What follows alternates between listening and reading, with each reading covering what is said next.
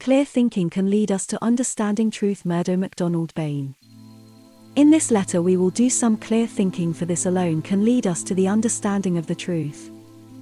Through the sanctuary of the silent healing power, wonderful results have been obtained already, because of the fact that you who are working in the sanctuary all over the world have brought into being divine reasoning, and with this, divine feeling. These two are the essence of divine action, and divine action leads the way to a better world, a greater and finer world which we are all helping to build. When we consider that the sanctuary started only a few months ago, and since then the numbers have run into thousands, we expected such phenomenal results, as we knew that success was assured because of the exalted spiritual forces which are behind this great movement. We are told that thousands of spiritual beings are working in the sanctuary in conjunction with us on this plane. It would be helpful if you would read the particulars again, which were sent out in the beginning, so as to grasp the great significance of this work. It is desirable that you get a true understanding, and this is mainly why in this letter we will do some clear thinking. I have stated to you before that unless we can discern the false, we will not understand the true. If we live in a limited state of mind, brought about by submission and imitation through education, religious beliefs, philosophy, public opinion, and tradition, we will not escape the miseries that we ourselves create. We may seek an escape from the prison of our own making by accepting the idea that the divine nature can and will release us from our prison. Yet if we do not discover the cause of our miseries, we only bring the idea into our prison, and we are still bound by it. If we have a belief that we feel binds us through fear, and someone comes along with a similar belief which gives greater freedom, and we accept this belief in place of the old, we are only enticed into their prison, and we are still bound. We are not thinking for ourselves, we are only caught up in the net of their belief. Anything that separates us from our brothers and sisters is a falsehood and a prison. In our previous letter we were shown that God is infinite, and to be so he must be everything, and there cannot be anything that is not infinite, and the only living presence in everyone must be the infinite presence, because God alone lives. But we cannot realize this feeling until we discern the falseness that surrounds us, and in which we are submerged. Rebelling against conditions does not remove them, we must know them for what they are and understand the cause. And as these causes are discerned and dissolved, the truth shall appear, because it is always there, only hidden by our beliefs of that which is false. We do not disagree over the fact that we are alive, that we are human beings, we only disagree over our beliefs. We never disagree over that which is true, we only disagree on that which is false, and when we look into the matter deeply enough, we will see how true it is. With reference to disease, most people cling to the name of a disease, giving it an identity. By giving it an identity, we are merely accepting another's opinion or belief, and we will observe that this is not thinking nor understanding. The happiness of mankind is not increased by opinions founded upon ignorance and beliefs in theories of those who cannot heal the sick or relieve the troubled mind which is caught up in the net of emotion, imitation, and craving. The sick in mind and body are cured by giving them the bread of life. Jesus says, "Man is himself the field, his deeds are seeds, and what he does to others grows apace." The harvest is sure, and he must reap what he has sown. The fruit of peace and love can never spring from noxious weeds, the fruit is like the seed. Each one has problems to be solved, he must solve them for himself. The individual begins to solve his problems when he begins to think. When we begin to discern our beliefs, thought, emotions, reactions that hinder the expression of the presence, then the presence begins to flood the consciousness. Through the neurons of the brain, through the nervous system, through the whole cell structure of the body, the presence makes itself felt. But if our mind is caught up in greed, craving, names of diseases, caught up in beliefs, hell, the devil, and good and evil, we are sowing the seeds of our own misery.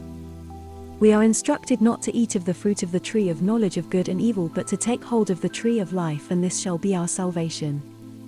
The only value criticism has is when it is directed towards the self, thus we are better able to see how to help others.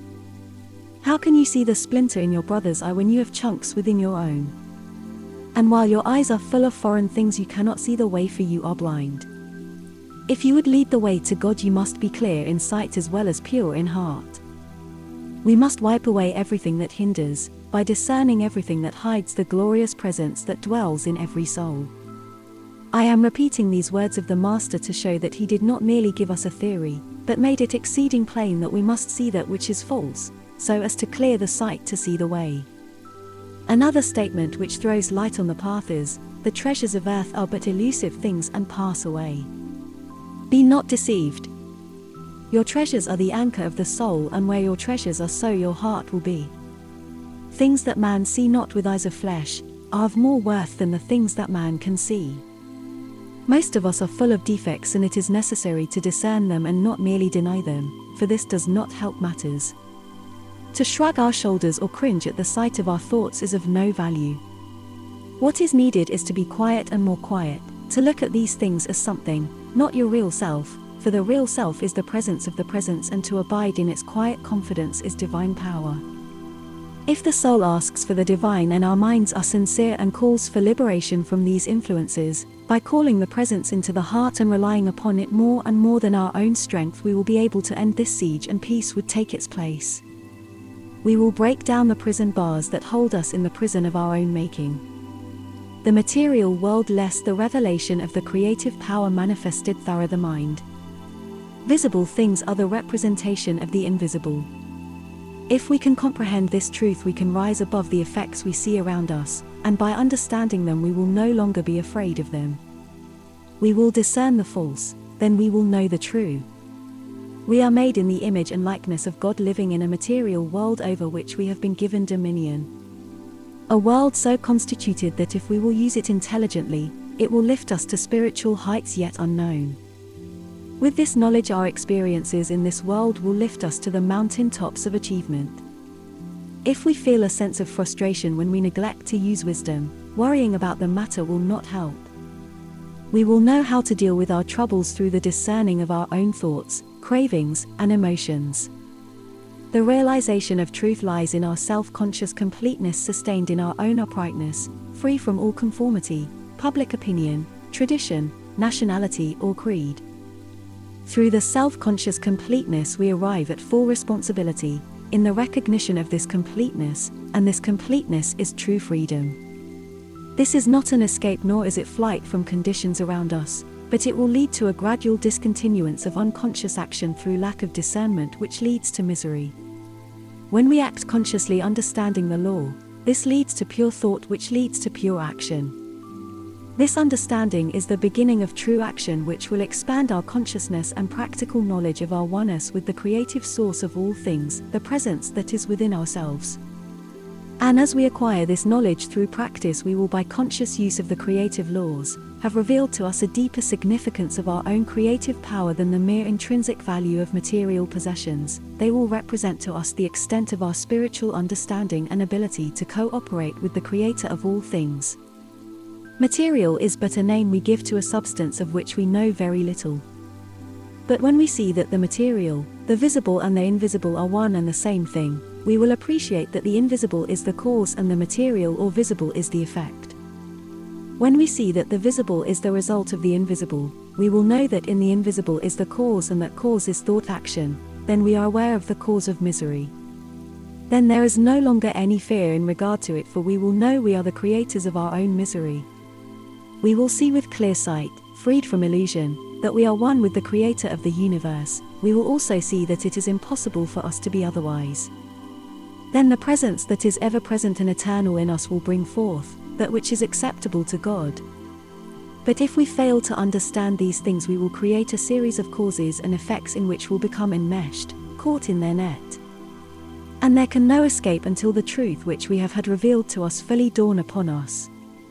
God Himself has made it plain, for ever since the world was created, His invisible nature, His everlasting power and divine being have been quite perceptible in what He has made. Benediction. O Fountain of Love, flood us with Thy omnipresent love, so that our hearts will be filled with Thy love for others. Exalt the rivers of our desires and cravings from the lowlands to the heights of humbleness and self-sacrifice and consideration for others. Reinforced from Thy fountain of love, we unite in the ocean of fulfillment in Thee. Increase our affection for all, so that we do not lose in drought-stricken selfishness, which is waste. But let the lonely separate streamlets of love coming from Thee at last merge into the vastness of Thy presence, revealing Thy omnipresence of love. wisdom, and healing for all who will receive. My faith in thee has made me whole. Peace be with you. Yours sincerely, M. MacDonald-Bayne.